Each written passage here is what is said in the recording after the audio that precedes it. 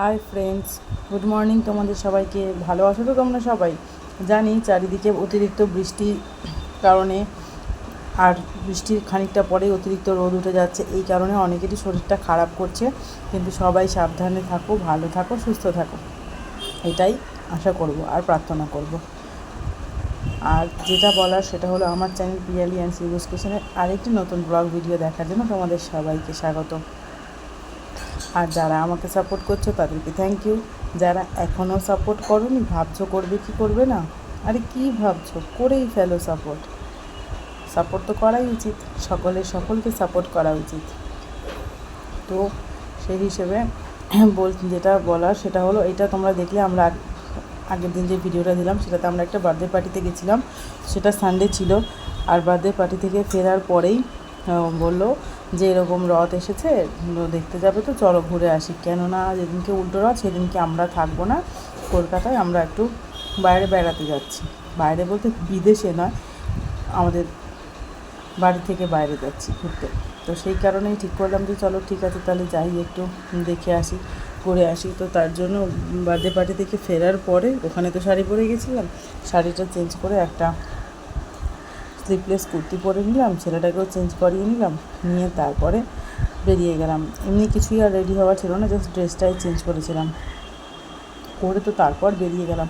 প্রচণ্ড বৃষ্টি হচ্ছিলো, কাদাও ছিল, ভাবছিলাম যে হয়তো ফাঁকা হবে, লোকজন দেখতে পাবো না। কিন্তু দেখো কি পরিমাণ লোকজন, মানে এত ঝড় বলবো না, বৃষ্টির জলকে হার মানিয়ে তোমার এত লোক বেরিয়েছে। আসলে ওই দিনটা যেহেতু রবিবার ছিল সেই জন্যই এতটা ভিড় ছিল।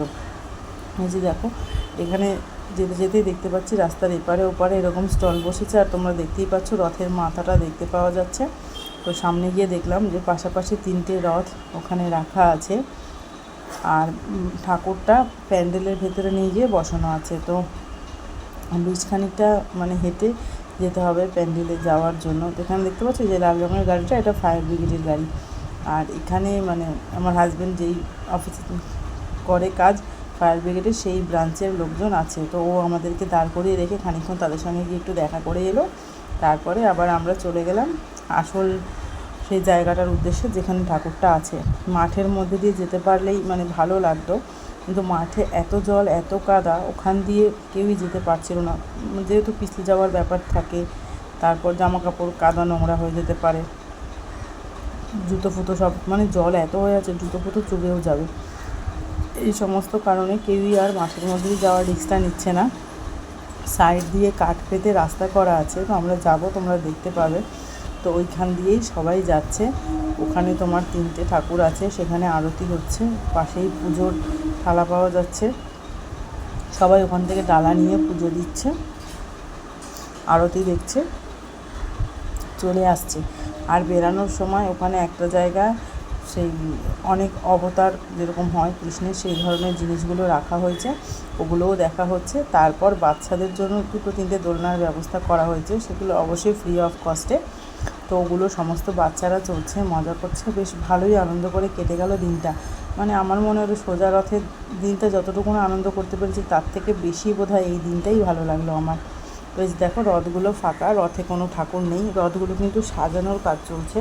কারণ যেহেতু এটা রবিবার, পরের দিন সোমবারে ওনারা বলছে সোমবারে উল্টো রথ, সেই জন্য সোমবারে ওনারা ঠাকুরদেরকে নিয়ে বেরিয়ে যাবে ওখান থেকে রথে বসিয়ে। আর বেরিয়েও ছিল তাই, কারণ আমার যেখানে বাড়ি সেখানে রাস্তা দিয়েই, মেন রাস্তার উপর দিয়ে এই রথগুলো যায়, সোজা রথের দিনও যায় এবং উল্টো রথের দিনও যায়। তার জন্যই আমরা জানি যে সোমবারেই রথটা বেরিয়ে গিয়েছিল। কিন্তু আমাদের এখানে কিন্তু কোথাওই সোমবারে রথ হয়নি, সব জায়গাতেই আমি যতটুকু জানি রথ মঙ্গলবারেই হয়েছে। তো এনারা সোমবারেই পালন করেছে, তার জন্যই সাজানো হচ্ছে, ঠাকুর নিয়ে বেরানো হবে বলে। আর যে দেখো তোমাদেরকে বললাম কাঠের এরকম রাস্তা করা আছে, সেখান দিয়েই হেঁটে আমরা যাব। তো এই যে দেখো এই রাস্তা দিয়ে হেঁটে এলাম, যেখানে তোমার মানে লোকজন দাঁড়িয়ে দেখছে, সেখানে প্রচণ্ড ভিড়। সেটা একদম সামনে যেতে দেওয়া, মানে ভেতরে যেতে দেওয়া হচ্ছে না, দূর থেকে বাইরে থেকে দেখতে হচ্ছে, ওখানে আটকানো আছে। আর প্রচণ্ড ভিড়, মানে মানুষকেই দেখতে পাবে তুমি, ঠাকুর দেখতে পাবে কি না আমি ঠিক জানি না। তবে আমাদের যেহেতু ও ফায়ার ব্রিগেডের স্টাফ, সেহেতু ওর কার্ড দিয়ে আমরা ভিআইপি লাইনে পাস করেছিলাম, গেট পাস। তো সেইখানে এই যে দেখো এটা ভিআইপি গেট পাস, আমরা এইখান দিয়ে ঢুকেছিলাম। এখানে খুব কমই লোকজন ছিল, এখানে গিয়ে জুতো রেখে মন্দিরের ভেতরে ঢুকলাম। বেশ ভালো লাগলো দেখতে ঠাকুরের পুজো অনুষ্ঠানটা। এই যে দেখো এখানে জুতো ওই সাইডটায় খুলে রেখে আমরা এইভাবে ঢুকছি। তো এইখান দিয়ে আর কি যারা ওই ভিআইপি তারাই যাচ্ছে, ইসকনের মেম্বার ম্যাক্সিমাম তারা, আর যাদের কাছে এরকম ভিআইপি কার্ড আছে তারা পাস করছে। তো আমরা ওখান দিয়ে এলাম, এসে এই যে দেখো এই গেটটা দিয়ে আমরা ঢুকবো। ঢুকে এইখানে ঠাকুরগুলো আছে দেখছো, এইগুলো মানে যারা ভিআইপি তারাই ঢুকেছে। তাও দেখো কতটা ভিড়। আর নর্মাল লোককে দেখো কাঠের ব্যারিকেডের ভেতরে রেখে দেওয়া হয়েছে, বাইরে আসতে দেওয়া হচ্ছে না, কারণ এত জনসাধারণের ঢল, হয়তো ওরকম ছেড়ে দিলে সমস্যা হতে পারে, সেই কারণেই এরকম করা হয়েছে। ঠিক যেমন আমরা দুর্গাপুজোর প্যান্ডেলে ঠাকুর দেখি লাইন দিয়ে এইভাবে, ঠিক সেরকমভাবেই। তো এই যে দেখো এইখানে দেখতে পাচ্ছ 3টে ঠাকুর এরকম পরপর বসানো আছে। আর যে দেখো মহাপ্রভুরা ওইখানে বসে মানে মুখে বলছেন এবং পুজো করছেন, সবার ডালা নিয়ে নিয়ে ঠেকিয়ে ঠেকিয়ে পুজো করে করে দিচ্ছে। আর তোমার একটা টুপি টাইপের আছে, মুকুট বলছে ওনারা, ওটা যারা বলছে তাদের মাথায় ঠেকিয়ে দিচ্ছে। তো এই মানে এতটাই ভিড় ছিল দেখো, খুব সামনে থেকে তোলার চেষ্টা করা হচ্ছিল কিন্তু পারা যাচ্ছিল না, বারবারই মানে ধাক্কাধাক্কিতে দূরে হয়ে যাচ্ছিল। এই যে ভেতরটার যেটা দেখেছো ওখানে মানে যাতে অতিরিক্ত গরম না হয় তার জন্য কুলারেরও ব্যবস্থা করা ছিল। আর এটা হচ্ছে ঠাকুরটা, 3টে ঠাকুরকে এরমভাবে রাখা হয়েছিল পাশাপাশি বসিয়ে। এই যে এনারা পুজো নিচ্ছেন, পুজো করে আবার ফেরত দিচ্ছেন মহাপ্রভুরা। আর এখানে যে এরকম একটা ছোট্ট ঝাড়ের মতন করা হয়েছিল, এখানে আমরা বেশ খানিকটা সময় কাটালাম, দেখলাম দাঁড়িয়ে আরতি হচ্ছে, প্রভুজিরা যে বলছে কথাগুলো শুনলাম। বেশ খানিকটা সময় এখানে কাটানোর পর এখান থেকে বেরিয়ে আমরা চলে গেলাম যেখানে আমাকে বললাম তোমাদেরকে যে 10ম অবতার রেখেছিল আর কী কী ছিল তোমাদেরকে সবটাই দেখাবো। তো সেইখানেই আমরা চলে গেলাম। দেখতে পাচ্ছ তোমরা ঠাকুরটা, চেষ্টা করেছি খুব কাছে ক্লোজ করে নিয়ে গিয়ে তোমাদের দেখাবা, তো তোমরা একটু দেখে নাও। আর দেখতে পাচ্ছ যেটা জগন্নাথ ঠাকুরের হাতে ধরা আছে ওটা তোমার হচ্ছে ওই কী কালীয় নাগ নাকি ওইটা, ঠিক আছে। তারপর দেখো ওখান থেকে আমরা বেরিয়ে গেছি, গিয়ে যে এইখানে আমরা ঢুকেছি, এইখানে এই যে দেখো এখানে 10টা অবতার রাখা আছে। প্রথমে দেখা গেল যে কৃষ্ণকে যে ওই যে মা যশোদা বেঁধেছিলেন উদুকলের সাথে সেইটা। তারপরে এই যে এখানে 10টা অবতার, বরাহ অবতার, তারপর নৃসিংহ অবতার, কচ্ছ অবতার, এরকমভাবে 10টা অবতার আছে। এখানে দেখো দাঁড়িয়ে আছেন যারা, ওনারা এগুলো আর কি বলে দিচ্ছেন কোথায় কি আছে, কোথা দিয়ে কি হচ্ছে, কোনটা কি, সমস্ত কিছুই বলছেন। তো এই যে দেখো এরকম 10টা অবতার আছে এখানে।